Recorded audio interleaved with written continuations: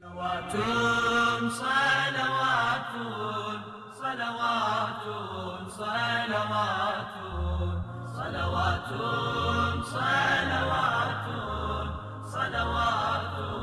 صلوات۔ جب امام رضا علیہ السلام نے مامون عباسی کی ولی عہدی کو قبول کیا، بہت سارے لوگوں کو امام کے اس عمل پر بہت تعجب ہوا کہ کس طرح امام نے مامون کی ولی عہدی کو قبول کیا ہے۔ یہاں تک کہ امام کے دوست بھی امام کے اس عمل سے لاجواب ہو گئے، اور یہ سوال ان لوگوں کے ذہنوں میں باقی رہا۔ ایک شخص جس کا نام ریان تھا، جو یاران امام میں سے تھا، امام سے کہنے لگا: اے رسول خدا کے فرزند، جب کہ آپ نے اس دنیا سے کنارہ کشی کر لی ہے اور آپ اس قدر زاہد ہیں، تو پھر کس طرح سے آپ نے مامون کی ولی عہدی کو قبول کیا؟ امام نے فرمایا: خدا بہتر جانتا ہے میں اس ولی عہدی کے مقام سے کتنا بیزار ہوں، لیکن جب مجھے ولی عہدی اور موت کے درمیان کھڑا کر دیا گیا، تب میں نے ولی عہدی کو قبول کیا۔ اور کس طرح سے لوگ مجھ پر الزام لگا رہے ہیں، جبکہ حضرت یوسف جو کہ پیغمبر الہی تھے، لیکن لوگوں کے مال اور اموال کی حفاظت کے لیے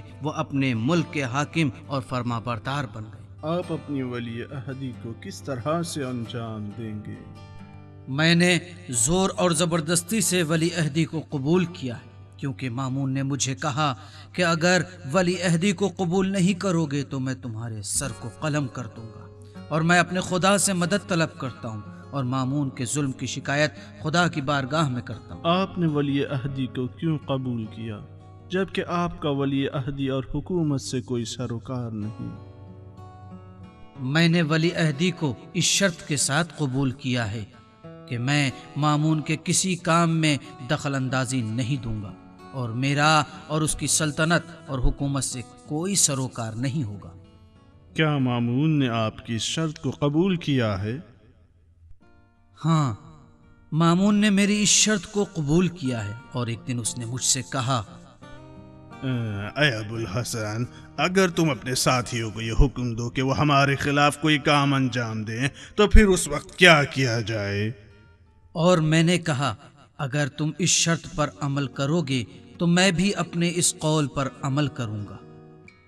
امام رضا نے ولی عہدی کو قبول کر کے مامون کے شیطانی منصوبوں کو سب کے سامنے ظاہر کر دیا، کیونکہ مامون چاہتا تھا کہ امام کی ولی عہدی کو قبول کرنے سے وہ اپنی حکومت کی بنیاد کو مضبوط کر دے گا، لیکن امام نے ولی عہدی کی طرف اپنی بے توجہی دکھا کر اپنے آپ کو قتل ہونے سے نجات دی۔ صلوات